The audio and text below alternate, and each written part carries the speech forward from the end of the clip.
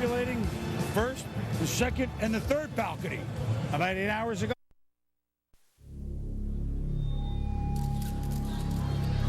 Mesdames, Mesdemoiselles, Messieurs, we are here to bear witness to the future of football. This is the new life, the new style, the way forward. And now that you're here, we are ready to begin. I present to you the players!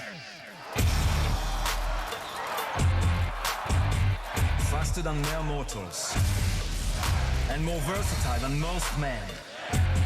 The man of speed.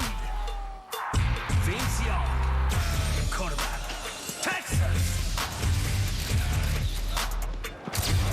Misery will rain down upon those who dare test his will. Mario Williams, defensive end, North Carolina State. He is born to lead and will rise against adversity. The chosen one, Matt Leinart, quarterback, USC. In the field, he moves as silently as a ninja, deadly, cunning, using his keen instinct to move with speed and precision. The man on a mission, Michael Huff, safety, Texas. You can expect him to explode through the wall with velocity and grace. Je vous présente the threat that is Reggie Bush, running back, USA! Everything is now in motion. He cannot be stopped. Prepare for the inevitable as destiny unfolds. Welcome to the 2006 48 hours gets presented by Coors Light. Welcome to Radio City Music Hall on 6th Avenue between 51st and 52nd Street in Manhattan. The site of the 71st NFL Draft. We've had 8 hours over on ESPN, and now the waning moments of the second round and all of the third round here live on ESPN2. The day began with Mario Williams, who, Big Mario, Super Mario, #1 pick. There's owner Bob McNair of the Houston Texans. Reggie Bush, then the Heisman Trophy winner, was indeed selected second by New Orleans. Tennessee took the mercurial quarterback from Texas, Vince Young. And then the Jets, with Matt Leinart sitting there, took the big tackle from Virginia, DeBrickashaw Ferguson. And the Jet fans populating the first, the second, and the third balcony. About 8 hours ago, Summer left because the last pick, oddly enough, today in the third round, owned by the Jets. The second to last pick in the third round, owned by the Giants. That's what we call keeping fannies in the seats.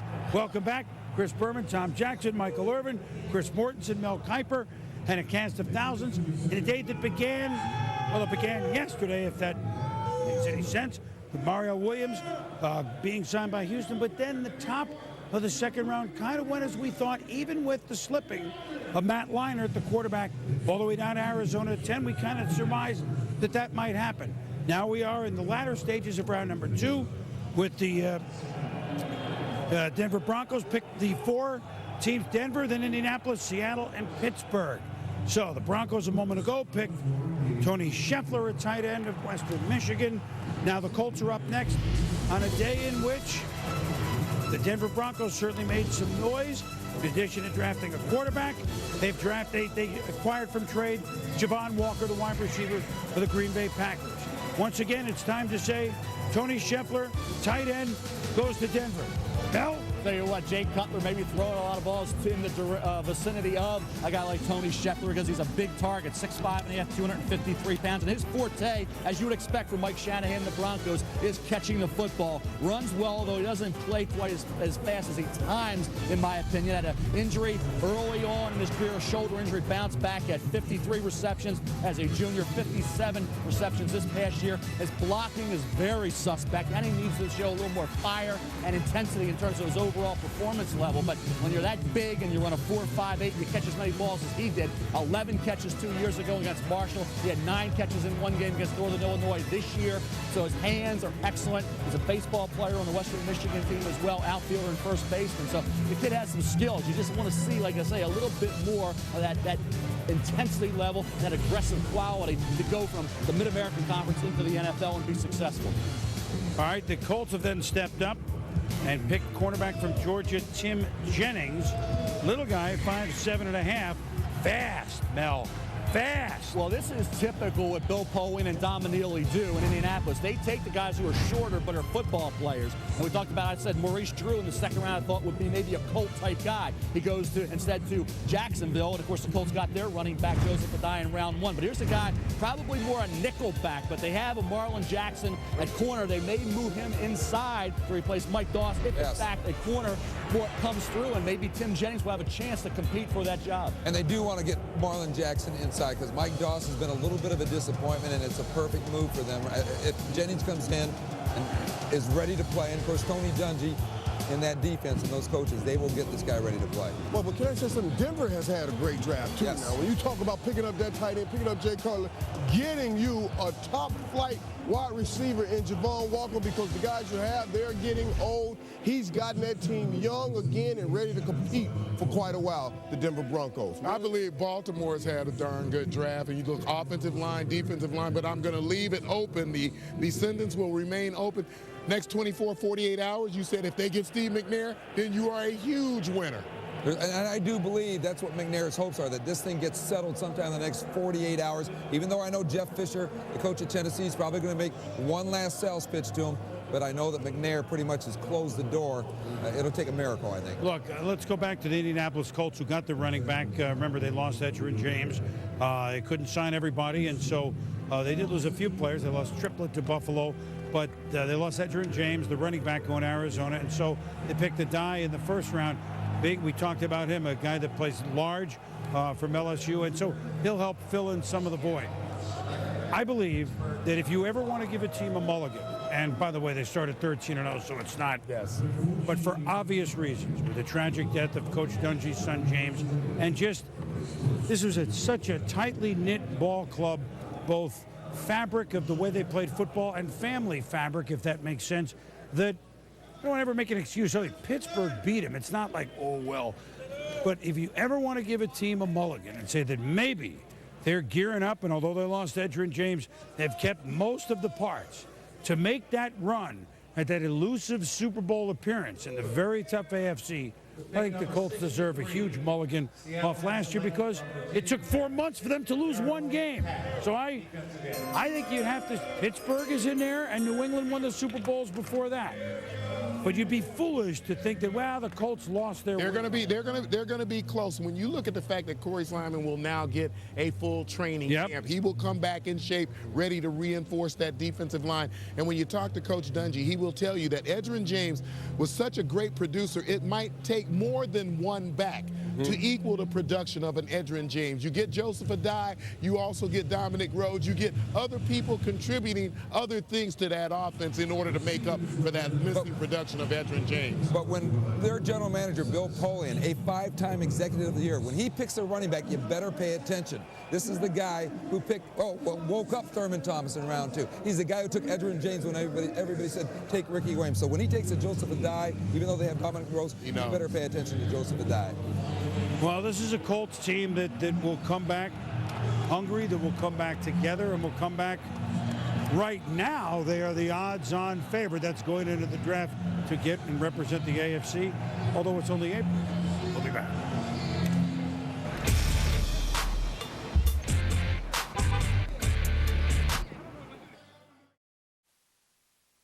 I'm Jay Cutler.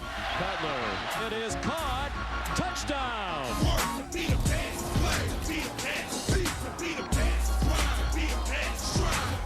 You're watching the 2006 NFL Draft on ESPN. Well, let us just say first and foremost, nobody wears a cowboy hat like Jay. That is without question. As we continue here in the NFL Live Set, Trey Wingo here with Mark Schlereth, Merrill Hodge, and Ron Jaworski. Guys, there are ways to build a team. You can trade and you can draft. Or on draft day, you can make a trade and then build both ways in one. And the Broncos have done that, making a trade to move up in the first round to take quarterback Jay Cutler out of Vanderbilt. He had been, Jaws, for most of the discussion leading up to the draft, third of the three quarterbacks mentioned, Matt Leinart, Vince Young, and Jay Cutler. Your take on Jay Cutler? Well, I had him number one, and I love the fact that Cutler had to play up every single time. And when I studied him, I saw the throws that project him well to the National Football League. Let me show you what I mean. This is the kind of throw you have to make. It's a deep corner route and a combination that is prevalent in the NFL. It is called the smash route. And the combination is one where you tack the corner on the outside with a short route, and you tack him over the top with a deeper route. The quarterback must read the corner. He will tell the quarterback where to throw. This demands quick processing of information and a firm touch throw with precise accuracy. You'll see the corner jump the shallow route. You'll see Cutler make this throw over the top. And this is a great throw by Cutler. Outside, in the box, into three defenders. Now, there's another factor at work here. Watch Cutler's subtle movement to his right in response to the blitz. Movement within the pocket. That's critical for consistent execution in the National Football League. And Haji, we have this debate every single year. To me, what you saw Jay Cutler do is mobility in the NFL. Not running around making plays, but subtle moves, getting the ball downfield to the playmakers. I love Cutler. I think he projects well, and I said it earlier. Kind of shocks some people. He's Marino-like with that release. You know what Jay Cutler does? He extends your offense. When you look at it, transitioning him to the National Football League, he gives you the ability to extend your offense, to go the wide side of the field, down the field. Leinart, Young do not give you that ability. And then when you look at these guys, wide receivers are so wide open in college. In the National Football League, I mean, they're always covered. So you have to watch for those little plays where they'll throw it into tight windows. Jay Cutler threw it into tight windows and completed to wide receivers. When I studied Young, when I studied Leinart, I did not see them make the type of throws that Jay Cutler can in those small windows, down the field, extending your offense. That is why I also believe he is the one guy you can go out with a blaze of glory. You've got all your options out there. The other two, you will not. There's another issue with the Denver Broncos and one of the trades they made, but what does this say, the Jay Cutler move, what does it say about Jake Plummer in Denver? Well, I think Jake Plummer's days in Denver are obviously limited. I mean, when Mike Shanahan goes after a quarterback, he is a guy, number one, that loves a big quarterback, but loves a guy that has athletic ability, can run, and also has a big arm, and Jay Cutler has those things. The other things I liked about Jay Cutler as I evaluated him on film is he is a guy that will stand in the face of a pass rush, take a hit, and deliver a strike. People say, hey, listen, he's not that accurate. Oftentimes, this is a guy that's got to throw off his back foot. He's got to move around because he's taking hits. That's what I liked about Jay Cutler, and that's why I thought he was good. All right, so the one move they made was to move up in the first round and take quarterback Jay Cutler out of Vanderbilt. They make another move, which is making a trade with the Denver Broncos and the Green Bay Packers. They get disgruntled wideout Javon Walker out of Green Bay. H3 and out now. The question for all three of you, the trade for Javon Walker, coming off an ACL injury, was it the right move for the Broncos? I think it certainly was the right move for the Broncos because they need a receiver. They need a number one receiver, and I know he's injured right now, but he is rehabbing. And listen, Ashley Lee is not that guy. Rod Smith getting a little long in the tooth. Javon Walker is a Pro Bowl wide receiver who can stretch the field. He'll cut. He'll take the inside routes. He'll go over the middle. Javon Walker can do a lot of things for you if you're the Denver Broncos. Yeah, and the one thing in the National Football League, you cannot get quality wide receivers early in the draft and expect them to come in and have an impact. With Javon Walker, you have a seasoned veteran that has played in huge games in a wide-open offense in Green Bay. There is no question Javon Walker adds that explosive element to the Denver offense. And I already mentioned that the Broncos with Jay Cutler are extending their offense. They're trying to go vertical. Well, to complete that extension, you're going to need a wide receiver. You can have a quarterback who can throw it 80 yards, 70 yards on a roll, but if you don't have a wide receiver that can lift the coverage and be down there, well, their court doesn't matter. This is the completion of that extension. You're going to have a quarterback that can get it down the field, and you have a wide receiver that's going to be there now. And they certainly needed that wide receiver. Ashley Lally, their deep threat in Denver last season, had exactly 1 touchdown grab. Okay, Jaws, then we had a trade made at the end of the second round. The Minnesota Vikings looking for a quarterback, swap with the Pittsburgh Steelers. They pick up Tavares Jackson, the quarterback out of Alabama State. Tell me everything you know. I love him. I'm not kidding you. I love him. We talk about quarterbacks. You better have a big arm. And the one thing Tavares Jackson has is a gun. He can throw the football. Tremendous upside with this young man out of Alabama State. You got to see this throw here, folks. You'll see Tavares drop back in the pocket. This is from the hash, wide. This throw will be somewhat of a skinny post, deep post combination. This is a laser, as Haji likes to say. 40 yards on a rope. Yes, he has the arm, but in studying him, I saw a quarterback that understood coverage, and he can manipulate coverage. Now, you'll see a little seam route right here by Maddox, his wide receiver. The safety now is the key. On this play, Jackson must beat the safety. Maddox must beat the corner. Now watch Jackson move his head to the left. He will move the safety. That opens up the window for Maddox. Look at that throw. This is outstanding. And most of the time when you watch quarterbacks from a smaller program, you don't see that kind of manipulation. With Tavares Jackson, I saw the big arm, and I saw the knowledge and understanding of coverage. Big upside. Well, I tell you what, Minnesota Vikings have had a big upside before from a quarterback from a small college, guy by the name of Dante Culpepper. That worked out okay. They tried to trade for Matt Schaub in Atlanta to back up Brad Johnson. That didn't work out. Maybe Tavares Jackson out of Alabama State. And that arm that Ron Jaworski likes so much will beat that guy. The draft continues right here on ESPN2.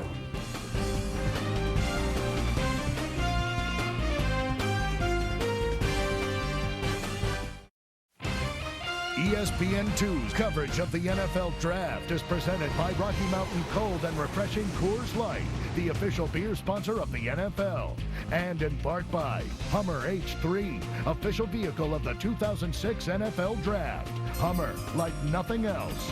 And Under Armour. Click, clack.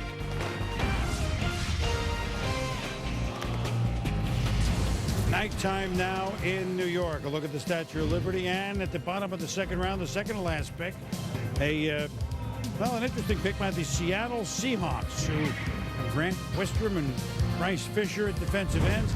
Darryl Tapp from Virginia Tech, the defensive end. With all the microbreweries they have up there in Seattle, I think Tapp is a fine pick.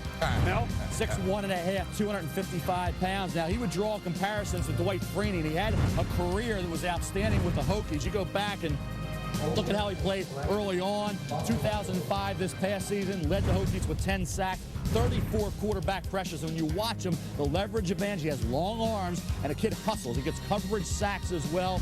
27 reps, shows he has the strength. He did a good job. Really, was a real thorn in the side of DeBrickashaw Ferguson when the Hokies went up against Virginia. Plays hard, gets leverage.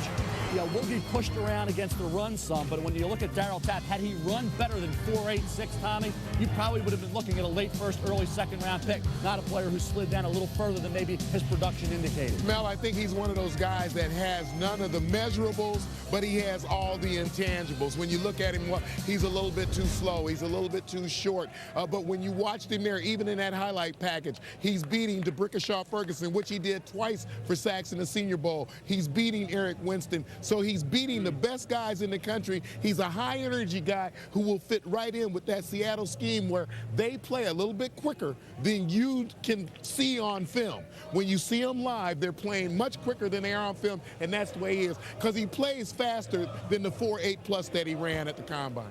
Well, I mean, and that they surprised. They certainly had Pittsburgh bottled up playing so quick in the beginning of the season. Absolutely. Until, I don't know, then what happened here, Tom?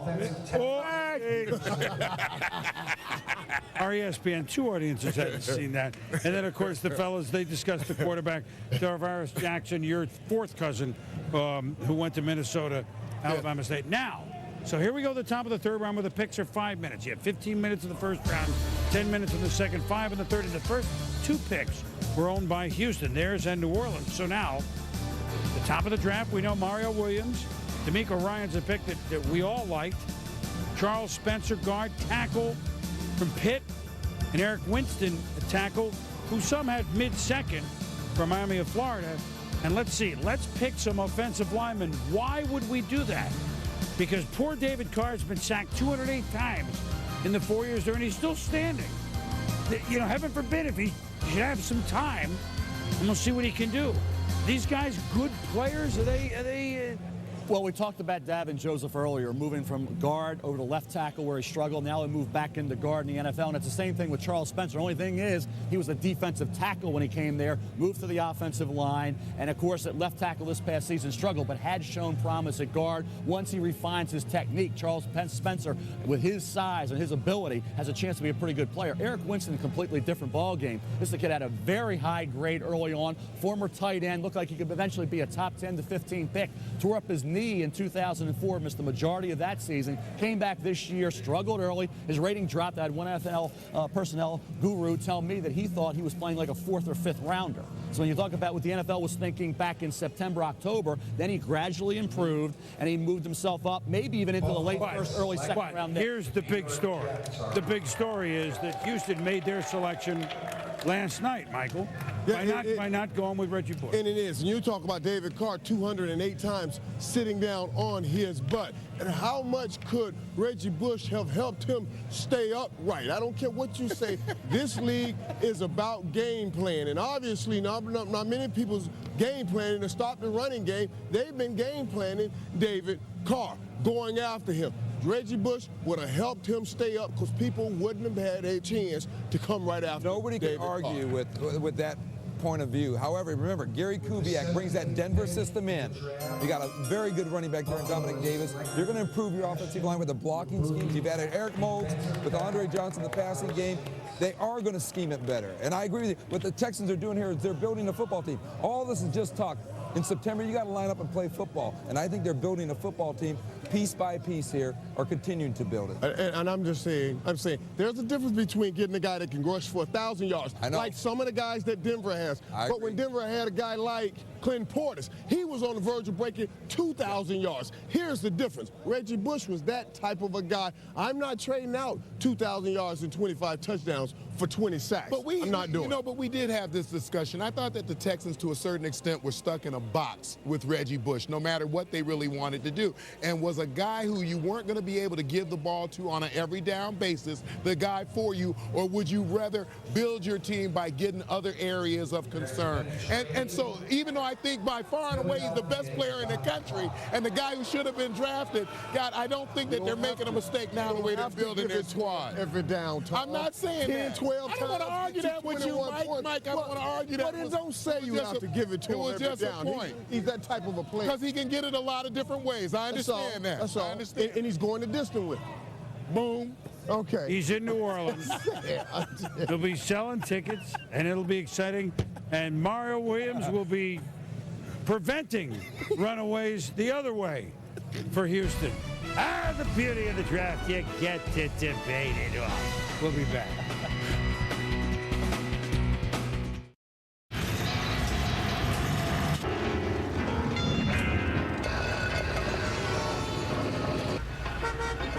With sludge in your engine, it feels like something's holding your car back. Let me guess, 16. That's why there's Castrol GTX. Compared to leading oils, it's the best protection against thermal breakdown and maximum protection against sludge buildup. Don't let sludge hold your car back. Get Castrol GTX. It's more than just oil. It's liquid engineering. The NBA playoffs continue. First, the Heat take on the Bulls as Shaq and Wade look to scorch Chicago. Then, the Suns and Steve Nash go up against the Lakers and Kobe. The NBA playoffs continue Sunday, 12:30 Eastern on ABC. Hi, everyone. Time for another SportsCenter 30 at 30 update. I'm Matt Weiner. Reggie Bush thought he'd be playing in the South Division, just didn't realize it would be in the NFC. He goes to the Saints with the number 2 pick, right ahead of Vince Young, who heads to Tennessee. Matt Leinart is the 10th pick overall as he drops all the way down to the Cardinals in that spot. He'll back up Kurt Warner, play for Dennis Green. The Nets have pulled even with Indiana in their first-round playoff series, 97-88. That series tied at 2. And the amazing Albert Pujols goes deep again. It's a game winner for the Cardinals at his 14th homer of the season, setting a new home run record for the month of April. The next SportsCenter happens after the Clippers-Nuggets game. Mobile ESPN has updates. Now to Sean Salisbury making plays in New York. All All right, Matt, thank you very much. Boy, Albert winning the Pujols. My goodness, he wins every game here. Now, the Cardinals in baseball have Albert Pujols having the best season, and he's already been the MVP. We find it interesting that the Cardinals have picked Pope for the second year in a row if you're really scoring at home. These are the Arizona Cardinals who have picked Leonard Pope, tight end. They picked a different sort of Pope last year. I'm not going to ask you to analyze that one, Mel. But in this one, here's a tight end that could have been a second-round pick. And, hey, Matt Leinart and company getting more weapons. Well, I'll tell you what, you look at Denny Green. They always had talent in Minnesota. They're developing a stronger talent base in Arizona. Denny Green does a good job on draft day. No question about that. When you look at adding a Leonard Pope, I didn't actually going to Arizona in round 2. They opted there for Deuce Latui, Matt Leinart's teammate, an offensive guard who will help that offensive line out. And Leonard Pope comes in at 6'7.5". Talk about a kid, 256 pounds, runs in the 4.6 range, led the Bulldogs with 541 receiving yards this past year, averaged almost 14 yards a catch. He is a weapon. And when you have Larry Fitzgerald, you have Anquan Boldin, you have Edgerrin James, now you add Leonard Pope, by the time Matt Leinart's ready to be the heir apparent to Kurt Warner, Mort, you got some weapons. And that's Dennis Green. I tell you, everybody's talking about Dennis has 2 years left on his contract. He's going to coach beyond next year. I'll tell you right now, Dennis Green's probably pretty motivated to coach beyond just next year because he's got some offensive talent that you can build around. He's already got the receivers in Fitzgerald and Bolden. Yeah. All right, so let's pick up. We're a handful of picks into the third round. So let's go backwards here. This is the end of the second round was Darryl Tappan. We told you about Jackson, the quarterback of the Vikings. Now, beginning the third round, Spencer and Winston to Houston, we told you. Abdul Hodge, very productive inside linebacker, less publicized than Greenway. He goes to Green Bay. Then Claude Roten, someone who had fallen, he goes to St. Louis, a defensive tackle LSU. Paul McQuiston, tackle from Weber State out there in Utah, goes to the Oakland Raiders. And then here's another defensive player from Ohio State. And Buffalo likes picking these guys, but it's pronounced U-Bodie. But we're going to have to call him Casey and the Sunshine Band, Ashton Shake U-Bodie. Picked by the Buffalo Bills, who also picked, in the first round for Ohio State with the defensive back, Dante Whitner. They have Nate Clements there. How about him, Mel? Should he be in a little higher? Well, I think they like Buckeye defensive backs up in Buffalo. You Dante Whitner, now he's reunited with Ashton U-Bodie, and you look at they reached a little bit. I wouldn't say necessarily for Whitner. I know they reached, in my opinion, for John McCargo in the first round, but here you get Ashton U-Bodie, a kid who has skills to be a pretty good corner. Now, he was beaten some this past year in coverage. I thought he regressed a little bit. He came out, he took a gamble, and he goes in the third round. So you're thinking, okay, had he gone back, he would have gone a lot higher. But, hey, you got to move on. And now he's in the NFL. He's part of this Buffalo Bill organization. They're going to expect this kid to compete and get on the field as an extra defensive back right away. Kid has talent. I think when you look at technique, he needs a little bit of work. His ball skills at times are a little shaky. So I think you look at, does he have a steal and how good can he be if that's the case? But I think as an extra defensive back, certainly as a starter, but probably a number 2 corner, not the lead guy, I think he has a chance down the road once he gains some experience to be certainly in round 3 a good pick, because I didn't go in late first. So if you get him in the third round, you got yourself some value. Absolutely. So they, on paper, surprised folks with McCargo earlier than thought. U-Bodie they got later than they thought. So everything evens out. So the Buffalo Bills going all defense. Marv Levy, Dick Duran, they understand, hey, that defense went from like first or second to almost worse in the league. We're not fooling around. They're going defense. Now, here's Claude Roten, who was chosen by St. Louis with the 68 overall. Defensive tackle LSU. Now, Mel, he was a faller. He was a guy whose stock had dropped. We didn't know how far. I mean, there were some people that told me last night in the NFL, expect him to go middle of the second day, maybe 5th, 6th round, maybe towards the latter portion of day 2. Now, that didn't happen. St. Louis takes him in the third round. Now, you say, okay, he played so well. We were talking first round at one point in time. Why is he dropping? More to get into that in a second. But I think when you look at what he did coming over from the JUCO ranks on that defensive front over a 2-year period at LSU, he played to the level, I believe, of a guy that could have gone 15 to 28 in that area of round 1, and nobody could have argued. But he drops into the third round, Mort, and we know why that is. Well, Claude Roten was a guy, as you know, was a first-round talent. Your third-rated defensive tackle. In January, he was stopped and arrested because he had a significant amount of marijuana in his car, $4,000 cash.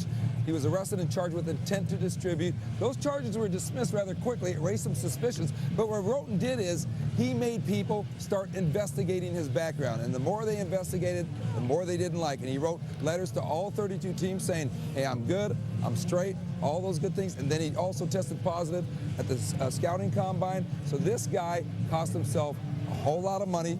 But for the Rams, it's great value if he straightens it out.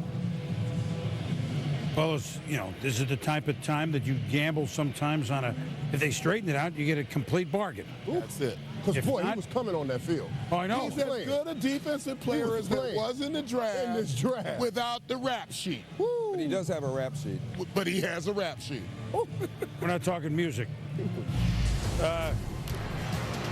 Abdul Hodge, inside linebacker from Iowa. Well, they had linebackers there, Mel. Well, we said they needed help, and this is a kid that couldn't possibly play on the outside. You have Nick Barnett. Hodge provides some versatility. You added A.J. Hawk. You opted for the linebacker over Vernon Davis, who I'm sure drew strong consideration from the Packers. I think you look at Abdul Hodge. We said Chad Greenway had over 400 tackles. Well, guess what?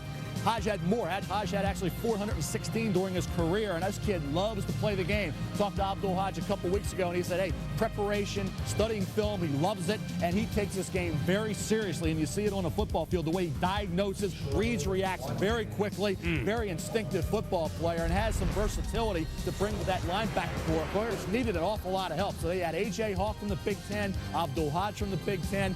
You know he's well coached playing for Kirk Ferentz. We said that earlier about Chad Greenway. Well, I thought he was one of the more instinctive inside linebackers that I saw when you watched him on film, and another high-impact guy at the line of scrimmage who did everything well. Well, you can see Green Bay, they started the day with the A.J. Hawk, a linebacker who everybody, you included Tom, loved. And then they took a guy from the North Pole, Alaska. And here's another inside linebacker with Abdul Hodge. I know it's not the North Pole, that's not in Alaska, but anyway, we'll be back. Stop it, Mort. Follow me to witness the future as it continues to unfold.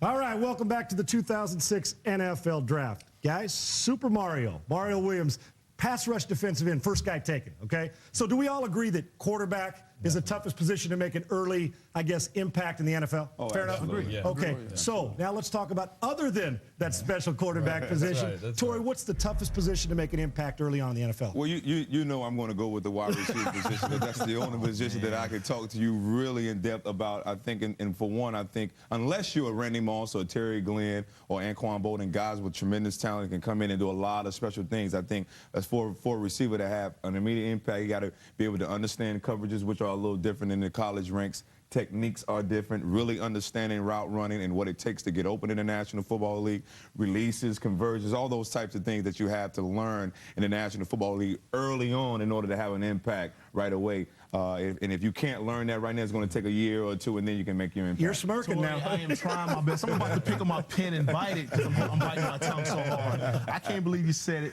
You guys don't even wear pads, in practice or games. I can't agree with it. I'm going to say, and this is unselfish, offensive center. It's the toughest job. You got to learn protections. You got to learn quarterback cadence. You got to learn reading the defense immediately and transmitting that information back to your quarterback. And you got to be able to deliver the ball as well as sustain a block. It's the most difficult job out there, and I will give that to my centers every day. And you're going to tell Mango that he's got the receiver's got the easiest job, and this guy's coming in the league. I have to maintain a block. I have to be on the you same got the page option with to maintain a block, and then you get the option. credit if you do it right. Offensive centers don't get any credit for their jobs. You know the respect that I have for the offensive line, especially the guys I have in Kansas City, and Casey Wigman, our center, the responsibility he has to keep all those guys on the same page. But I'm going to jump to the other side of the ball and say middle linebacker. As a rookie, if you're a middle linebacker, on most teams, the responsibility falls on that guy to be the one to call the plays in the huddle, make the adjustments at the line of scrimmage, make sure the secondary is on the same page with the blitz, who's coming with pressure off of what end, what twists are going on. They're the guys you see jumping up and bumping over the defensive tackle. Man. There's a lot of responsibility those guys have. This is the first time I had to agree with a quarterback, the first time in my whole entire life, man. But I really believe that the middle linebacker spot is probably the hardest spot to come in and learn as a rookie because you're basically the quarterback on the defense side of the ball. You have to know everything and everybody's doing. But I got it easy, man. I have the easiest job on the whole field. I just get out the quarterback. Well, and have a look at this video. I think this quarterback recognizes how easy your job is. Yeah, come on now. What are you guys doing to me? There you go. Easy. Hey, what was the little extra twist you had there? Give me a little extra juice on that one. I think I threw a knee in there. That looked pretty easy, too. Hey, week 7, October 22nd. Kansas City, San Diego. It's going to get nasty. Week 7. Trey Wingo, all these guys are going to be back with me tomorrow. Right here, we're going to talk more football. You and your experts, take it away, buddy. Trey? All right, Sean, thank you very much. Well, the experts will tell you that one of the big players on draft day, day 1 of the 2006 NFL Draft, no question about it, the Denver Broncos and what's going on there. For the very latest on what they've done and where they go, we bring in Denver Broncos head coach Mike Shanahan via Coors Light video conferencing. Mike, you make the trade up in the first round to go after quarterback Jay Cutler out of Vanderbilt. What sold you on Jay Cutler? Well, we had a chance to look at Jay quite a bit, and just like what we saw in film. Obviously a class guy who had a great collegiate career, but more importantly, we thought he could make all the throws. We liked his leadership ability, his ability to make plays off balance, especially there in the SEC, as you could see right there. He can run the football, and for a quarterback to have that type of arm strength and make the plays he does, even running the football, is quite unusual. We just didn't feel like we could pass up that value. Well, when you get something out of nothing, as we saw in a couple of those plays, that is indeed a good thing from a quarterback perspective. Mike, the drafting of a quarterback in the first round, what does that say about the future of Jake Plummer in Denver? Well, I feel very good about Jake. You know, Jake had a tremendous year, a Pro Bowl year. Jake has gotten better every year. We've won a lot of football games, but you're always one play away from an injury. And we just felt with the value of a guy like Jay, we couldn't pass him up. You also make the big play in the second round, Mike, and make the trade with Green Bay. You get Javon Walker. Now, Walker is a Pro Bowl talent at wide receiver, but he's coming off the torn ACL last year. What do you know about where he stands in his rehab? And we brought him in, went through a physical. Our doctors and trainers feel very good that once the season starts, training camp, he'll be able to go full speed. His rehab has been going quite well. According to our doctors, they feel that there should be no setback, and spending some time with Javon, having him over to my house, having lunch with him, I just felt very good about the pick, and hopefully he'll add a lot to our football team.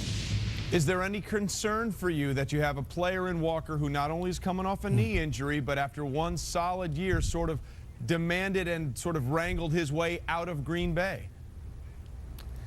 Well, I talked to him about it. There's a number of scenarios that exist with what happened at Green Bay, but when it was all said and done, I feel very good about Javon, where he's at and where he fits in with the Denver Broncos. Well, how do you think he is going to fit in with the Denver Broncos? Do you see him as your number one, and what does that say about Rod Smith and Ashley Lilly?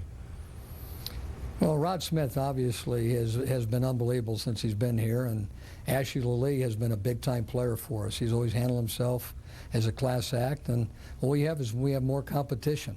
Anytime you sign a guy like Javon, who's proven himself that he can make the short passes or the short routes and the big-time plays, and he comes up with the big-time catches, you know you improved your football team. So we do have some depth there, and hopefully we'll take advantage of it.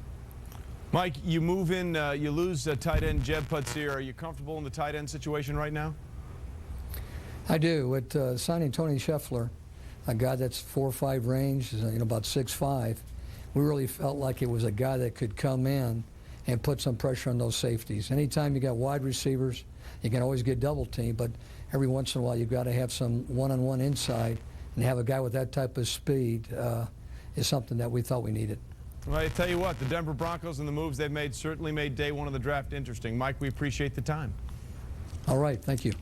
And we move from the Denver Broncos to the Baltimore Ravens. The Baltimore Ravens going defense in the first round. And again, joining us via Coors Light video conferencing is head coach of the Baltimore Ravens, Brian Billick. Brian, Haloti Ngata, a big space eater on that defensive line. What do you like most about your first round pick?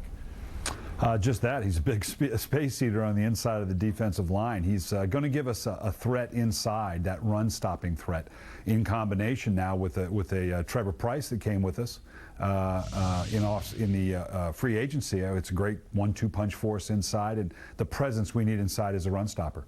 Well, it certainly is exactly what Ray Lewis was talking about not too long ago, saying he needed playmakers like a Haloti Ngata, hopefully in front of him. Your thoughts on Ray Lewis sort of coming out and saying, hey, do this so I can play better? Well, everybody wants to add talent to the organization, and no one more so than Ray. I think he'll be very pleased when he sees the kind of impact that Ngata can give to us, and we'll be pleased to have that kind of big body in front of him, along with the other additions that we made. So we think we've got a little bit better today. And then there's the issue of quarterback with you, Brian. Where do we stand on Kyle Bowler? Is this a make-or-break year for him? Well, clearly after now his 30-plus starts, which tends to be a pivotal time for a quarterback, and what we've been able to wrap around Kyle, clearly given the opportunity to come in, getting Jamal Lewis back up to speed, having guys like Derek Mason and Mark Clayton, Todd Heap, he certainly has everything around him to be able to take that step forward, and we have every confidence that he can. Brian, there's been a lot of talk that Steve McNair will eventually end up with the Baltimore Ravens. Our own Chris Mortensen reporting that it could happen within the next 24 to 48 hours. What can you tell us about that? Well, you've got to check with Chris on that. You know, I'm obviously, you guys keep trying to get me fined talking about players on other teams. We'll kind of finish out the draft here and see how we're doing, and pursue anything else that presents itself from this point forward. I will ask Chris, I promise I'm trying not to get you fined, but do you feel you need a veteran quarterback in there in case Kyle doesn't take that step forward then? Well, we made it very clear that if the right person presented themselves, first from the standpoint, clearly we need a veteran. We only have 2 quarterbacks on the roster, so we'll be looking for another quarterback via the draft or free agency to fill out the roster. There's a couple guys out there that could come in and viably compete with Kyle, and that would be a good thing. There are a few players that if they were to come available, represent a presence and productivity that, yeah, if they were to present themselves, we'd have to consider that seriously. We've talked to Kyle about that. Until that player comes available in one form or another, Kyle Bowler's our starting quarterback. Brian, you full know well, it's a what have you done for me lately business in the NFL, especially from a head coaching perspective. That Super Bowl, I'm sure from your perspective, seems a long time away. How much pressure do you feel to get back into the postseason this year?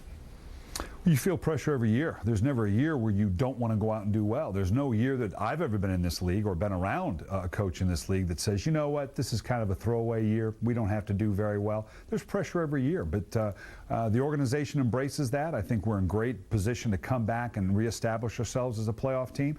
But right now, that's a goal we have to set for ourselves. We aren't a playoff team. We don't have the right to talk about that yet. We got a lot of work to do. Well, Brian, the goal I set for this interview was to get you out of this without being fined. I think we've accomplished that. Thanks a lot. Did a nice job. Well, I do what I can, Brian. We'll talk to you throughout the rest of the draft.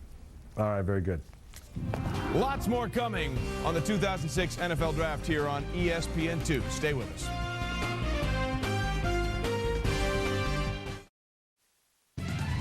Welcome back to the 2006 NFL Draft, presented by Coors Light.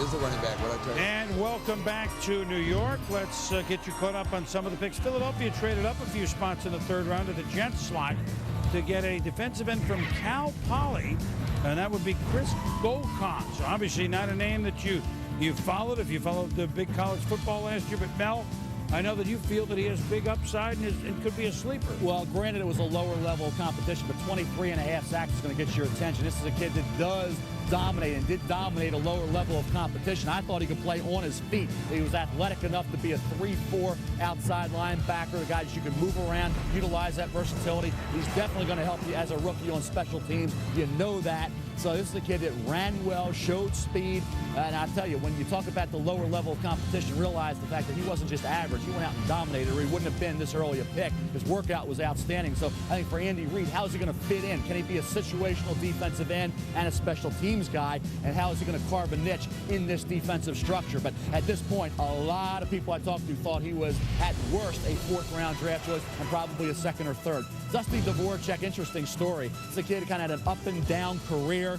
You go back, some off-the-field issue in 2004. Then he dominates spring practice prior to 2005. So this time last year, he's after dominating things in the spring, tears his bicep tendon, and all of a sudden, goes into the summer months trying to rehab and get back to full strength. So it took him some time at Oklahoma this past year to get back to where he needed to be. Had some outstanding games. Now, people talk about Dusty Dvorak more in a rotation as a guy, if you have your third, fourth defensive tackle, that he can be a guy with his motor, and he's tough.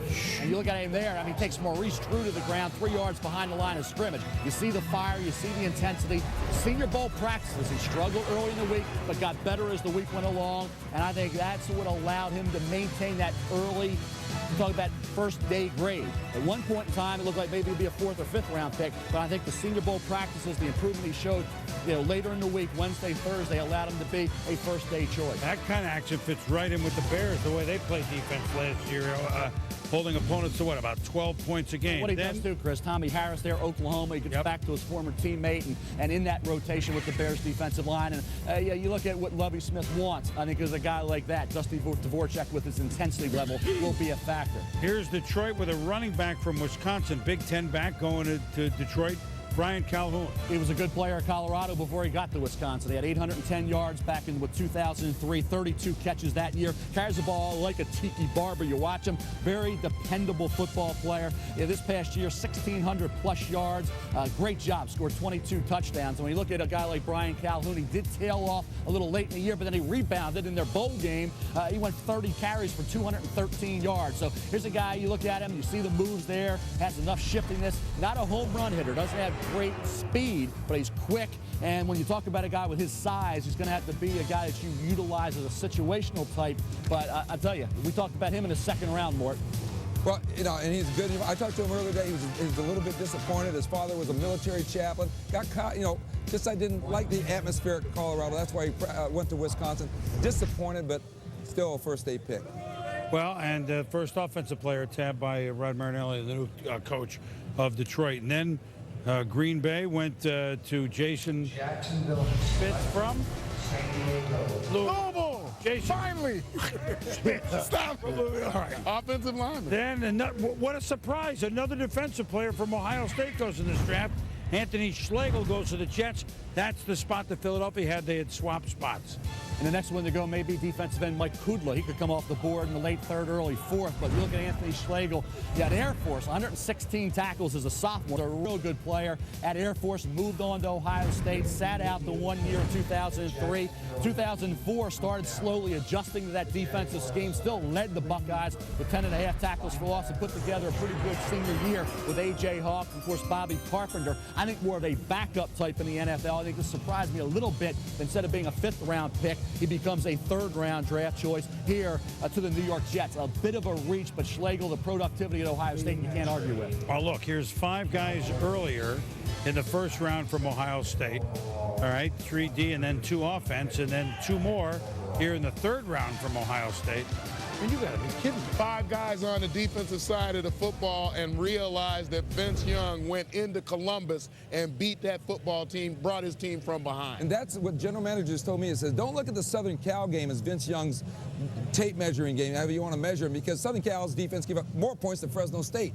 Ohio State defense, Vince Young took Texas into Columbus, Ohio, against a defense that has, now 5 first-day picks, and he brought them, he threw 2 interceptions, he didn't run around, but he brought the team back late for a big win, which really set up the national championship. That's how good Vince Young was this season.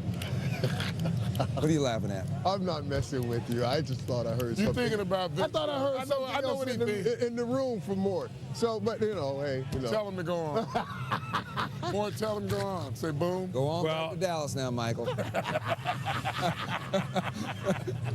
Now we're on to another running back going to Atlanta. And, Michael, let's face it, we are watching the master over here, aren't we? Man, Mel's incredible, man. To see this stuff crank up out of Mel, man, to be on the set, man, to listen to you do your thing, hey, that's worth me sitting here all day to watch. I told you, we've got Mel. Hey, tomorrow with day 2. It's like input a name, Mel output the information. But here, let's see how this goes. Here's a name, Jarius Norwood, running back, Mississippi State. He goes to Atlanta. Mel? Well, I got to give more credit because, on NFL Live last week, we were talking about running backs who could be 3rd round pick. Boom. Who'd you bring up, Mort? Jarius Norwood. The reason why Sylvester Croom, Mississippi State coach, longtime guy in the NFL, really believes in this guy. And so I'm not surprised. I know he was a guy that some people felt could be one of the sleeper backs in this draft. He has some speed. He has some long speed, certainly. And I think when you look at him, a little upright. He can get skinny when he has to, but a little upright in his style, more north-south. And he really, if you look at him, did a great job against the guys, the teams that were not up to the level of some of the top echelon clubs in the SEC. When he hit the bigger competition in the SEC, the better competition, his numbers drop. But more north-south, that's what the Atlanta Falcons' running scheme is. And then you notice they're taking a running back. Well, they have Warwick Dunn. They have T.J. Duckett. Warwick Dunn getting up there in years. He wore down a little bit at the end of last season. They're not high on T.J. Duckett anymore, so getting a running back, getting a Jorius Norwood, a north-south runner was big in the Atlanta Falcons' plan in this draft. These are combine numbers, Mort and Mel, and guys. Jorius Norwood at the combine running a 4.33, which... I thought it was 4.43, but okay. It's 4.33 now. It's pretty fast no matter what. All those guys are faster than Drew, Adai, Mel. 4.33, that's a blazer. He was 5'11 and a half, 208, so he has the kind of size, but when you're an upright runner, and you saw, now you can't blame it all on Jorius Norwood. You're talking about a Mississippi State team that talent-wise isn't going to compete against the best teams in the SEC, but his productivity dropped dramatically. But, you know, that's a team that didn't have really a quarterback, an experienced quarterback, not a lot of talent around, and they're always playing from behind, so so it's a tough deal for Jorius Norwood. And I know Sly Croom thinks this is a high character guy, and Sly spent a lot of time in this league. He knows guys as well as anybody at that collegiate level, if they're ready for the NFL. He thinks Norwood is ready for the NFL. And then we'll return. We have Jacksonville and San Diego. San Diego just took a quarterback here in the third round. We'll tell you about it when we return halfway through round number 3 here in New York. I'm Michael Huff. There goes the takeaway by Huff. He'll take it in.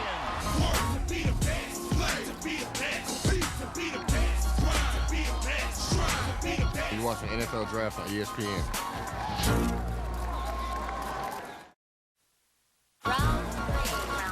Round 3 of the NFL Draft. Round 3 gets only that? That's a very quick entry into the ring. Last 5 selections: Travis Wilson, wide receiver, Oklahoma, Cleveland. Jorius Norwood, we talked about. Clint Ingram, outside linebacker, Oklahoma, goes to Jacksonville. Charlie Whitehurst, son of David Whitehurst, the Furman quarterback that played with the Green Bay Packers. He played at Clemson, did young Charlie. Goes to the Chargers. And Derek Hagan, an accomplished wideout at Arizona State, goes to Nick Saban at Miami. So here's Hagan first. The Whitehurst pick is very interesting. 258 receptions, Pac-10 record. So that would say an accomplished wideout. Caught a ton of balls, Derek Hagan did. And I think when you think about a guy that was that productive, you expect him to be more natural catching the football, but he had some costly drops. One against USC when the Sun Devils were right in that football game. Caught the ball at the Senior Bowl practices as well. Didn't look real natural catching the football. Did run well. And here's a guy, when you look at his size-speed combination, that's what's impressive. He's 6'1.5", 206 pounds, ran 4.46 at the combine. I think he played that fast at Arizona State. Then the drop. So I think there's a guy, may need more reps. I don't even know if that'll improve because he caught so many balls. You think, okay, he is a consistent receiver, and he's not. So I don't know about dependability at the pro level. Third round, not bad. He's going to have an opportunity there. The Dolphins need some help at that spot. And, you know, Nick Saban, one of those coaches in this league, like Bill Belichick, like Bill Parcells, who likes measurables in terms of the size. He's going to have big players. This guy's a big receiver, and I think Nick always believes they can coach people up. Well, now that Drew Brees gone San Diego, the youngster Phillip Rivers starts, and there's room for another youngster behind, and that might be Charlie Whitehurst, who has it in his genes. Up and down. That was really the story of Charlie Whitehurst's career. But when you look at him back as a sophomore, 21 touchdown passes, 62% was exceptional when you talk about completion percentage that high. 2004, though, he drops to 51% with 7 touchdowns and 17 picks. Then rebounds and completes almost 68% of his passes this past season, but 11 touchdowns and 10 picks in a new offensive system. So you got to claim a little slack because of that. 37 career starts, but the Senior Bowl practice board, he was good on Monday and Tuesday, then fell back again. So he just tends, I think the one thing that's been consistent with Charlie Whitehurst is he's not a consistent performer. But he went through those system changes a lot at Clemson, like you're talking about, and also he went through some shoulder injuries. I know when I saw him as a redshirt freshman or a sophomore, you thought this guy was going to be a first-round pick one day. Yes, he threw 41 picks. I know that, but I thought he was going in the second round. Good pickup by San Diego. Well, we heard from Coach Marty Schottenheimer earlier on Cromartie, which we'll see how that pans out. And then you see the rest of their picks. By the way, they did acquire A.J. Feely from Miami. I mean, I know you're not going to necessarily do cartwheels, but he would be the veteran backup to Phillip Rivers, and then Whitehurst is in a learning process. Just interesting that they would pick one. Hey, I don't want to say it. Why we wouldn't do cartwheels? About A.J. Feely. Tommy, you maybe a handstand, all right? Maybe not cartwheels. All right. When we return the 49ers, we'll do some cartwheels.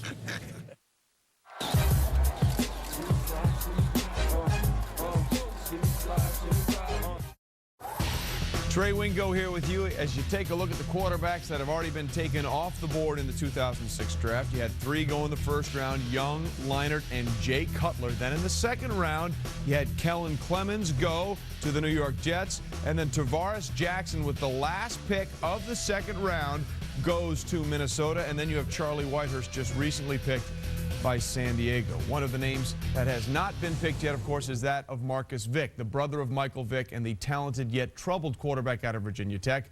His situation may be similar when it's all said and done to Adrian McPherson, the quarterback who had some issues in his background that last year was picked up in the 5th round by the New Orleans Saints, taken 152 overall. Marcus Vick has had more than one run-in with the law and the institution he played for at Virginia Tech. Susie Culber takes a look at his past. In 2004, Marcus Vick was arrested twice in a 6-month period. He pleaded no contest to one misdemeanor count of contributing to the delinquency of a minor. And in a separate incident, he pleaded guilty to reckless driving and no contest to misdemeanor marijuana possession. On August 2nd, a month after the second arrest, Virginia Tech suspended him for the fall semester. In 2005, Vick re-enrolled at Virginia Tech, being given what school president Charles Steger called a last chance opportunity, and became the team's starting quarterback. But his problems followed him onto the field. On October 1st, during a game at West Virginia, he made an obscene gesture to Mountaineer fans and had to apologize to his teammates for his actions. And on January 2nd, during the Gator Bowl, he was seen on camera stomping the leg of Louisville's Elvis Dumervil.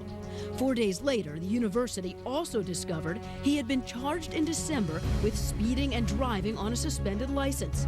He was permanently dismissed from the team due to a cumulative effect of legal infractions and unsportsmanlike play, according to Steger. On March 6th, Vick pleaded guilty to speeding and driving without a valid license.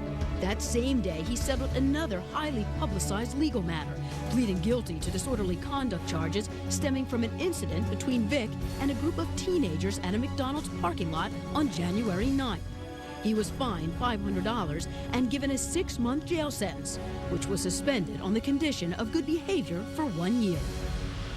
Susie, thank you. By the way, there have now been 7 quarterbacks taken as Brody Croyle just went in the 3rd round out of Alabama. He goes to the Kansas City Chiefs. A lot of people like his potential as well. I've mentioned him along with the likes of Kellen Clemens. All right, time for H3 and out now, dealing with Marcus Vick. He has talent. He also has some issues that he brings with him. Guys, where do you think he should be drafted? Jaws, we start with you. First of all, he has good passing skills as far as just throwing the football.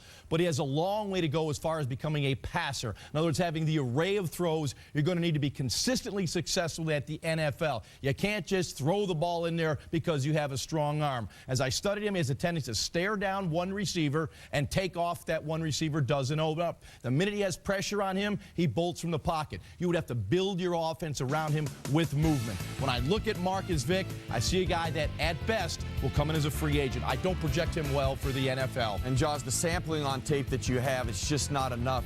There's nothing truly special. He's not like Mike Vick where this like dynamic speed and this elusiveness and this quickness. That doesn't show up on tape. And then Susie's piece really explains everything. The National Football League, all these teams, the last 2 teams to win Super Bowls, the New England Patriots, Pittsburgh Steelers, one of their big things, character. And I think we just saw that piece, mistake after mistake after mistake. People can't invest that much money and have somebody make another mistake like this. And so I think the history of him makes teams shy away. I think he's a free agent. What have we seen all day long? Character issues will make you drop in the draft. I believe in second chances. I believe in third chances. But this guy has had chance after chance after chance. It's almost because my brother is Michael Vick. I have this sense of entitlement, and I can do whatever I want. And let me just tell you something. You can't do whatever you want. This is a kid who hasn't learned from past mistakes. He is not an NFL-ready quarterback right now. And here is a guy that may be a free agent or maybe finding himself in the Arena League. Hey, all right, now you're talking. Philadelphia Soul. Yeah. There were questions about Marcus Vick even before all these troubles came into his life. I mean, there were questions about whether or not he had the reps or other tools necessary to be an NFL quarterback. What does Marcus Vick think about all this? Well, just yesterday, our Michael Smith got a chance to catch up with Marcus Vick. I'm deeply disappointed about Marcus Vick. He no longer deserved the privilege of playing Virginia Tech football. How did you feel in January when the team dismissed you? Oh man, I was hurt. I was disappointed. You know, I was waking up every morning like, oh man, I can't believe this is happening. It just felt like some kind of curse. Like I broke too many mirrors when I was young or something like that. Why go pro?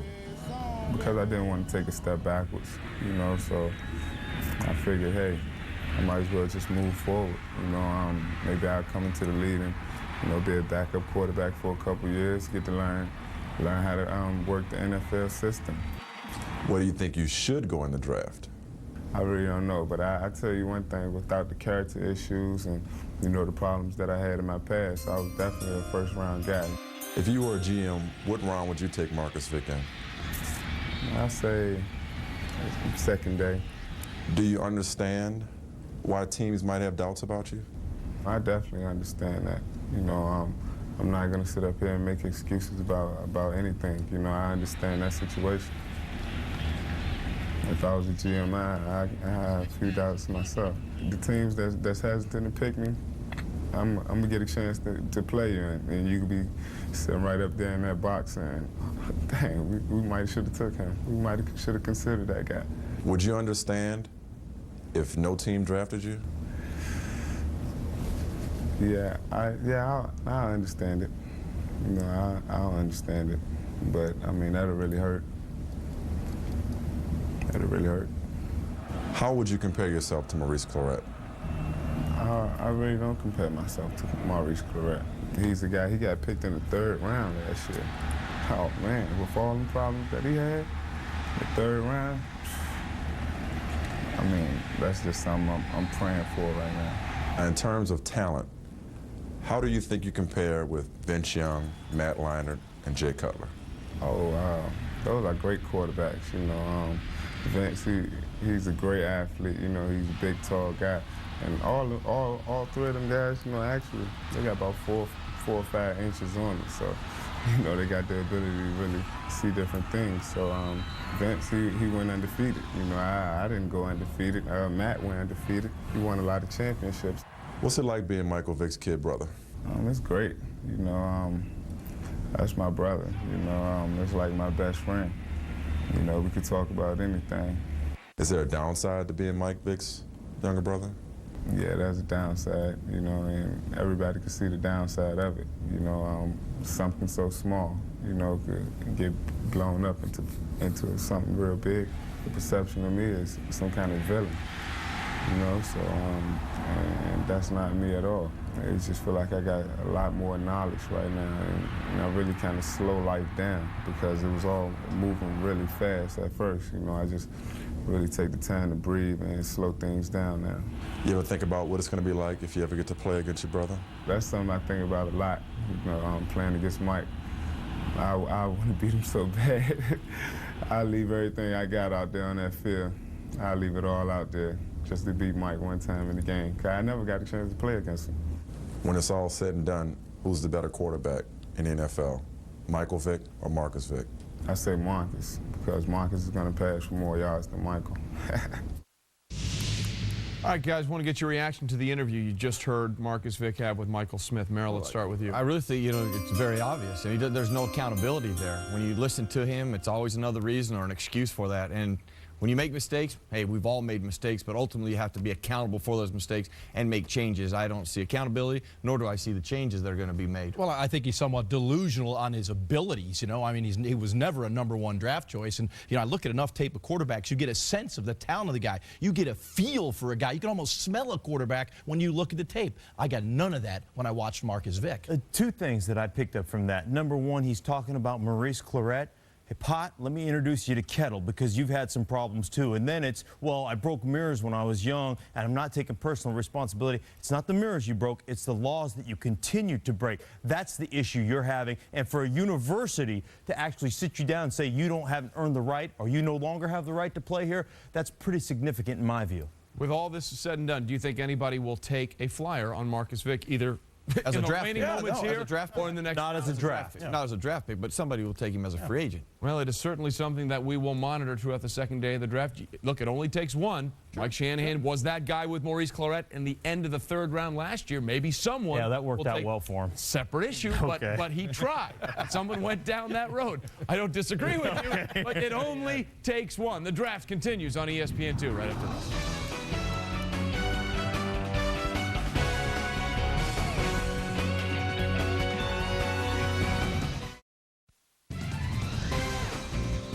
Welcome back to the 2006 NFL Draft, presented by Coors Light. Welcome back to New York in the 3rd round. Here's some of the latest selections. Anthony Smith, safety Syracuse, goes to the world champion Pittsburgh Steelers. 49ers just looking for players that can help. Wide receiver from Wisconsin, Brandon Williams. Brody Croyle, quarterback, Alabama, the first Alabama player chosen by the Chiefs since the late, great Derek Thomas. David Thomas, not Rick Moranis, but Dave Thomas, the tight end from Texas, one of the McKenzie brothers, goes to New England. Another tight end, of course, Fourier moved on, but boy, expect big things from Ben Watson this year, by the way. Not only along the line, but maybe in slot and split out. And David Pittman, cornerback, Northwestern State, goes to Baltimore. Brody Croyle, Mort, you talked before about some of the injuries, but as far as an arm and as far as an upstanding young man, I mean, Mel, his story, right? He helps his folks run the Big Oak Ranch for orphaned and neglected and abused children. I mean, this is an upstanding, and by the way, quite a good throwing quarterback. I'll tell you what, he's a bombs-away quarterback. He's got a strong arm. He's a pure passer. He was impatient, I thought, early in his career. Got better in that aspect later stages of his college career at Alabama. Good story because he had injuries that he had to overcome. Senior year in high school, tore an ACL. 2004 at Alabama, another knee injury. This past season, he loses Tyrone Prothro late in the year, his top target. Loses his center, J.P. Klossner, injury. Took a pounding, yet held up physically. He's only 6'2 1/4", 205 pounds. So the height you like, the weight you don't. It's got to get stronger, put a little, maybe probably 10 to 12 pounds of muscle on that frame, Mort. But I'll tell you, throwing the football down in Mobile, I thought he was as impressive that week as Jay Cutler was, and certainly could have been very easily the 4th quarterback off the board. Well, he was actually the most impressive quarterback at that Senior Bowl, and it was one of those days where the wind was blowing, and he was really the quarterback who was able to make the ball cut through the wind, threw a couple of long passes. He was the only one who could do it. Very impressed with his arm. And it's a little surprising and disappointing, I'm sure, to Brody Croyle that he's been taken this far down, because I know a lot of people who say he's the best natural thrower in this draft, that he does have great feet, but the medical's on him. He's had a couple of ACL injuries. He's had a shoulder injury. He is underdeveloped with his upper body. But, you know, Tom Brady came into this league needing physical development, and he did his first 2 years in New England. And if Brody Croyle could just develop physically the next 2 years, get in the weight room, get stronger, hey, by year 3, this guy has a chance. Well, you saw he was first. I know the game has changed since Joe Namath played at Alabama or Richard Todd or some others. But first at Alabama in all-time quarterback rankings and statistics, it's not nothing.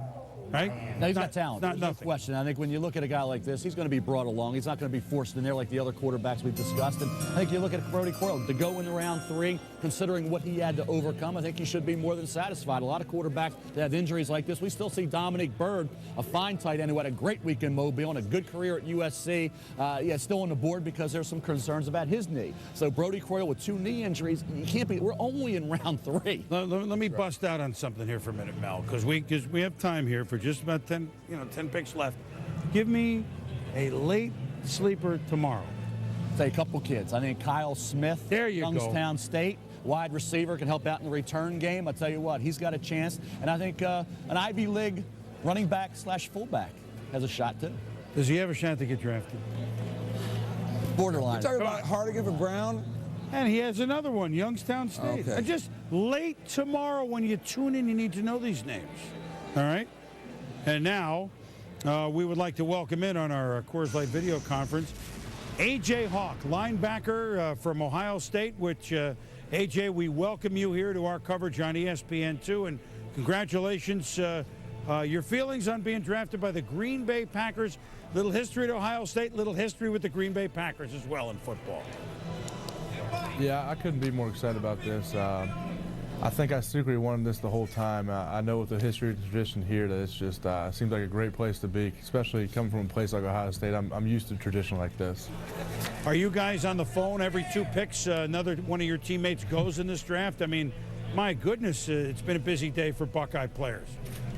Yeah, no, I was actually on the phone with my dad on the way here before we got in the plane. And when I landed, he just let me know who's getting picked, and so I can get congratulations out to them. What and our congratulations. What is it about? I mean, you're pure football. What is it that you like most about playing the game of football? What's your favorite thing? I mean, just the atmosphere of the games and everything that goes into it. I mean, there's so much work that goes into a game, and I just really have a lot of respect for the game, and I feel honored that I still have a chance to keep playing. You know, a lot of people don't get to play after college, and I'm excited to come to minicamp next week and get started. I know your job is to get after quarterbacks, but you're going to be sharing a locker room with Brett Favre. Has that hit you yet? Not really. I mean, he obviously has shown to be one of the best quarterbacks ever to play the game, so I have a ton of respect for what he's done, and I like his fire to win, and I definitely want to come here and do my little part to help us win. Speaking of QBs, let me ask you something about a game that you guys lost to Texas, but Vince Young came into your place.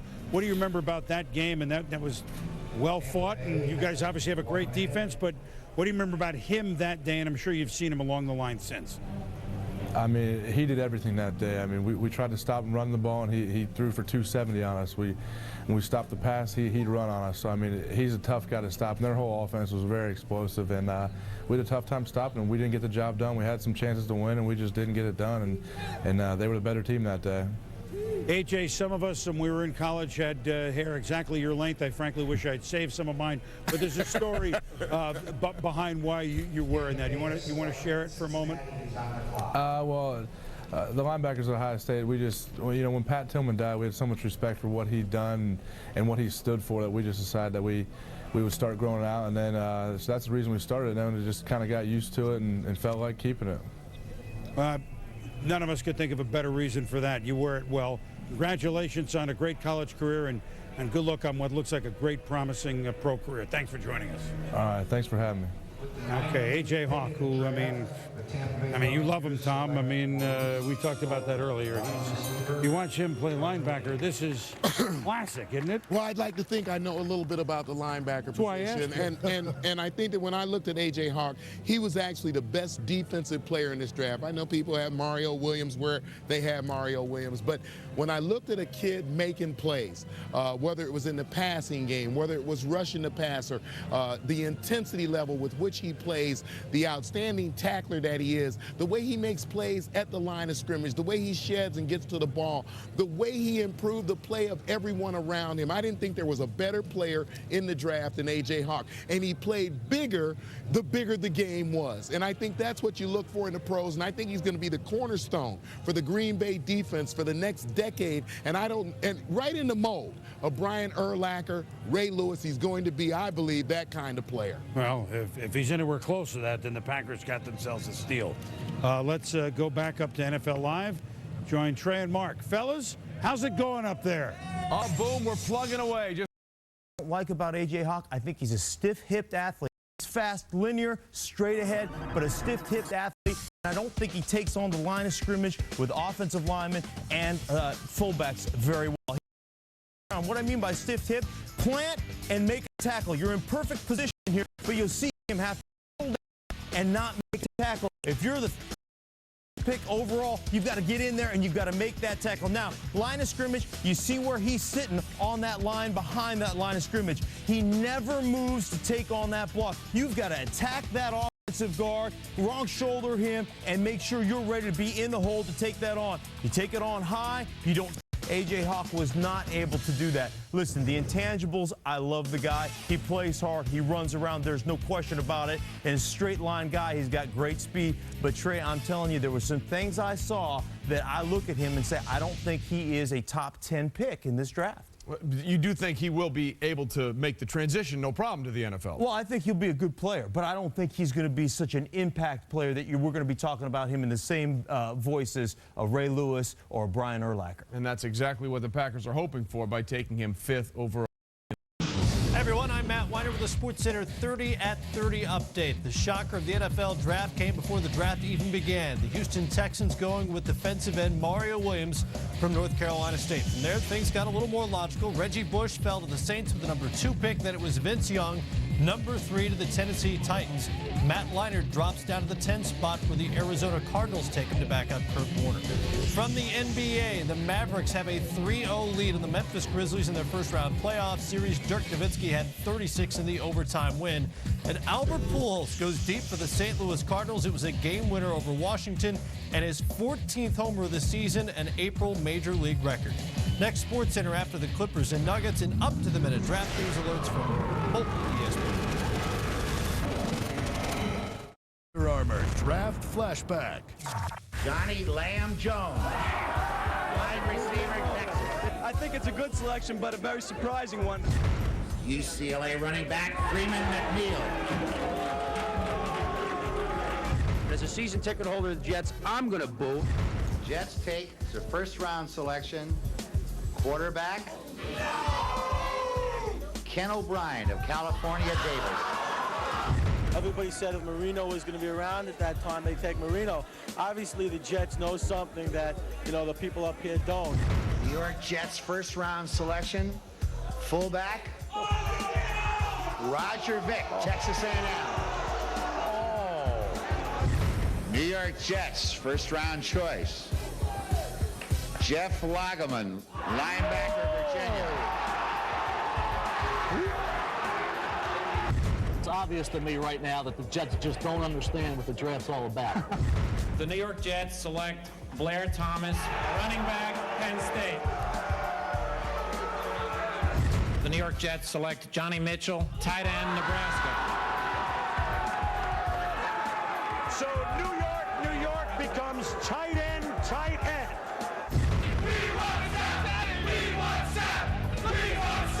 The New York Jets select tight end from Penn State, Kyle Brady.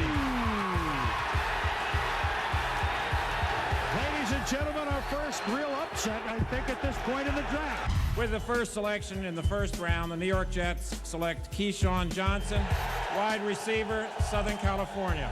And the Jets have just won the Super Bowl. The New York Jets have selected from Ohio State kicker Mike Nugent. Waited 7 hours for a kicker. That's very.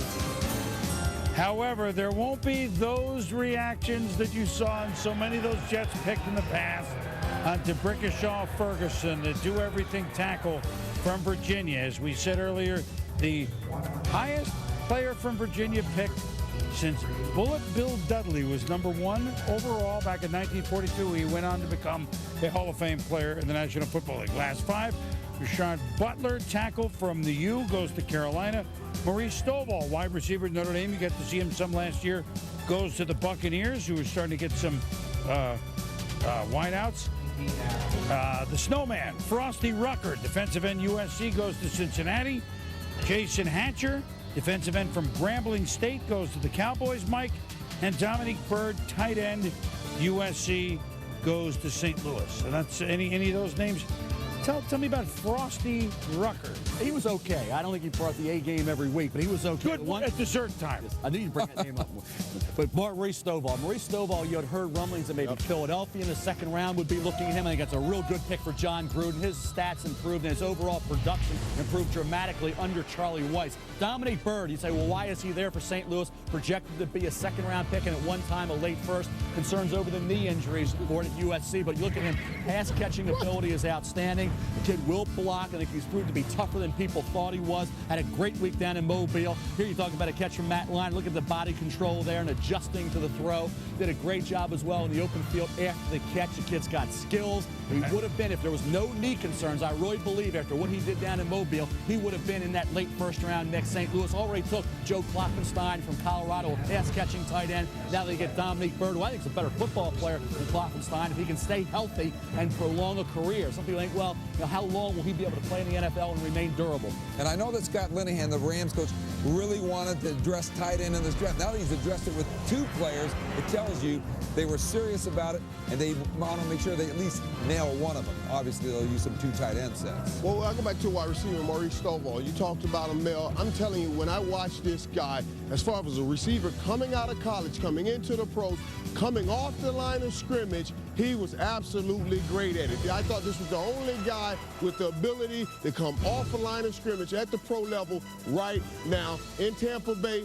He will help. Well, 21 receptions 2 years ago, 1 touchdown, 69 catches and 11 touchdowns under Charlie Weiss. So it was dramatically improving. Here we see Frosty Rucker, has good athleticism. Like I said, didn't always bring his A game, but he still had a lot of sacks and stops behind the line of scrimmage for that USC defensive front. So I think Frosty Rucker, maybe if you can spot him, use him situationally along that defensive front. Of course, Marvin Lewis will coach him up very effectively with the Cincinnati Bengals. I think in that defensive structure, he will have an opportunity to get on the field as a frontline talent. I didn't see it. Thought it might be a round or 2 high for Frosty Rucker. We're talking 3rd round, projecting more boom as a 5th round pick. All right, so a couple of USC guys going late. A USC guy that went, well, to some 1 pick late, but certainly very early as far as the whole day goes. That would be our Heisman Trophy winner, Reggie Bush. And now let's go up to Trey Wingo. Trey? Boomer, thank you very much. No question about it, even before the draft began, the story leading into draft weekend would be Reggie Bush. Where would he go? And joining us now via the Coors Light video conferencing is the 2nd overall pick of the New Orleans Saints in the 1st round, running back, kick returner extraordinaire Reggie Bush. Reggie, first and foremost, how would you categorize how draft day went for you? I think it went well. At the end of the day, I think it was a great day for me and my family. We enjoyed this whole process, and it's a blessing to be here and be in this position here in New Orleans. Well, clearly they loved you in New Orleans. 1,500 people screaming your name as soon as Mario Williams' name was put in as the #1 pick by the Texans. How disappointing was it to not be #1? Not too disappointing for me. I went through all scenarios of being a #1 draft pick and of not being a #1 draft pick. I came into this process with an open mind and ready to just get back on the football team, play football, and at the end of the day, that's what's most important, that I've been drafted. How difficult was this week for you regarding everything that's going on surrounding you and your family? Not difficult at all. Trey, it's been great.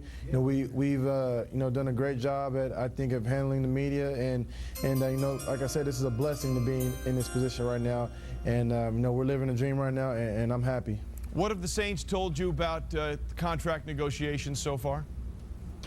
Nothing yet, and I'm pretty sure the Saints and my agent Joe Siegel will get into negotiations here pretty soon. Do you think signability was ever an issue with you going to the Texans as opposed to the Saints? Well, I'm not sure. I'm not sure. I think only the Houston Texans can truthfully answer that question. But for me, I was ready to go to whomever was going to draft me. How does being 2nd overall as opposed to the top pick in the draft affect the way your contract demands will be met by your agent and the Saints? I'm not sure. I don't think it'll affect too much. Obviously there's a little difference of money between the 1st pick and the 2nd pick, but I don't think it's going to affect it too much. Like I said, I'm ready to play football, and that's it. Do you come into this feeling like you have something to prove after everything that went on this week?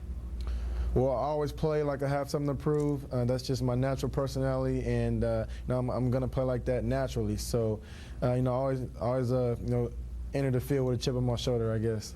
Have you had a chance to talk to your new quarterback, Drew Brees, or any of the players in New Orleans yet? I did get a chance to speak with Drew Brees last night. Once Mario Williams was announced to be the first pick of the Houston Texans, I got a chance to speak with him. And, it made me feel really good that he called me, and I thought it speaks aloud for Drew Brees' character, the type of person he is.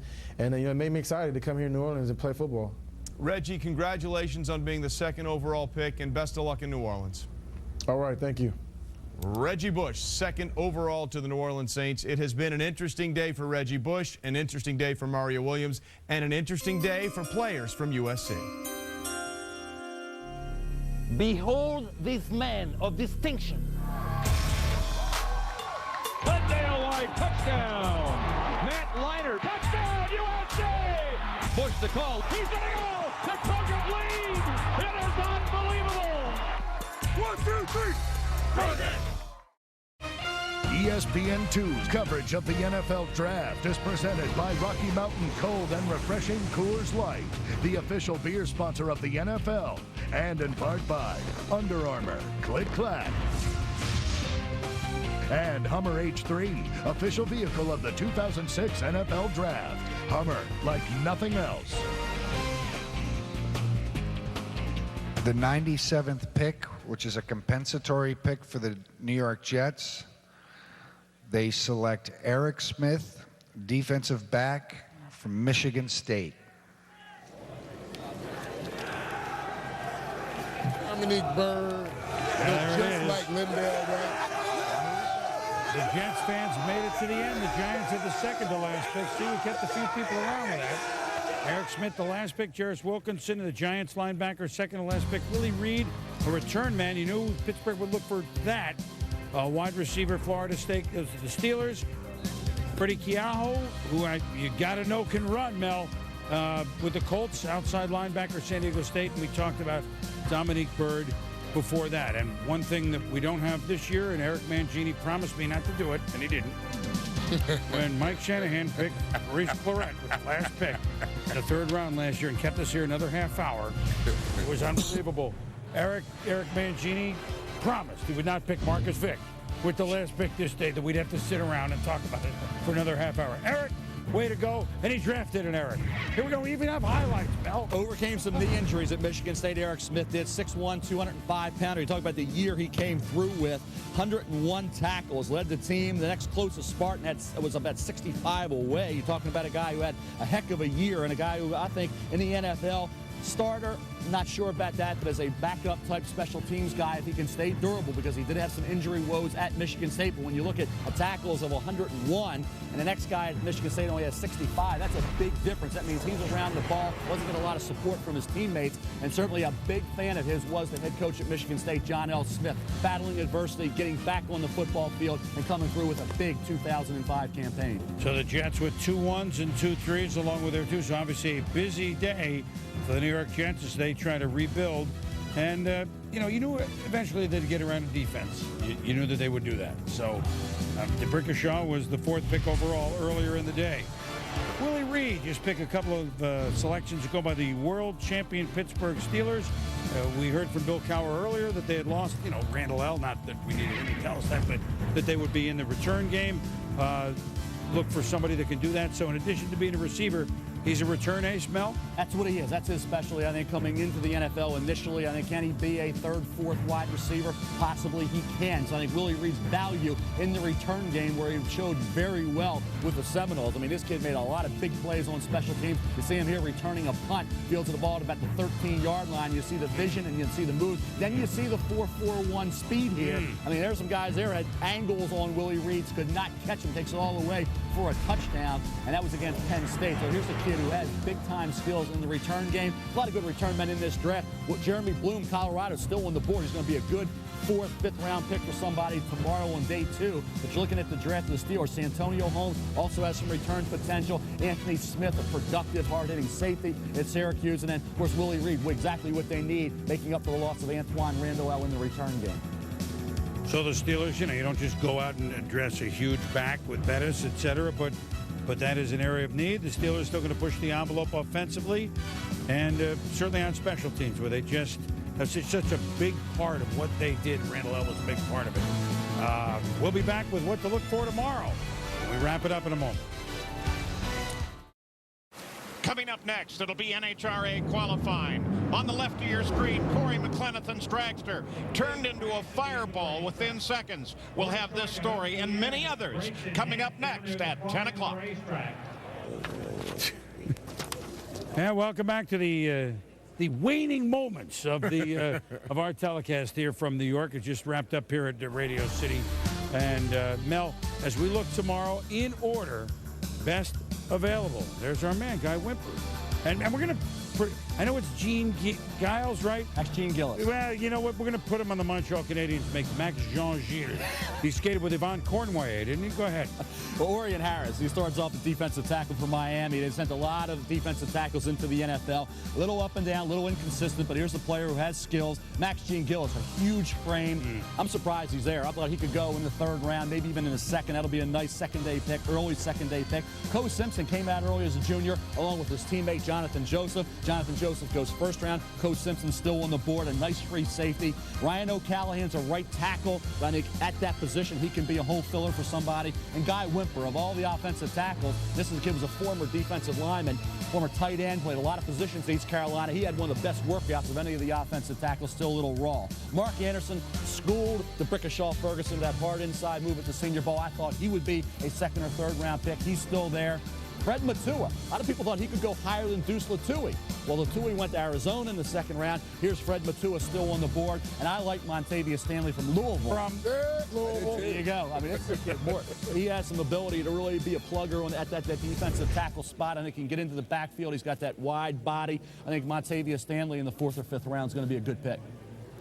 Well, I mean, we certainly began with some fireworks at the beginning of the day, but as it unfurled in most of the top of the first round was kind of the way we expected once last night was established with Bush not going one. But still, seeing Matt Leinart slide the 10, even though we talked about it, he can actually do that. You expected somebody to kind of trade up. I think there were some attempts by teams to trade up, but the fact that Matt Leinart slid the 10 when he could have been the first pick in the draft a year ago, a disappointment. He landed in a great place with the Arizona Cardinals. Yeah, one last comment on Leinart. I mean, whatever it cost him money at this point, if he starts winning in Arizona, it's going to make it up threefold. And if it's about football anyway, that doesn't really matter. Absolutely.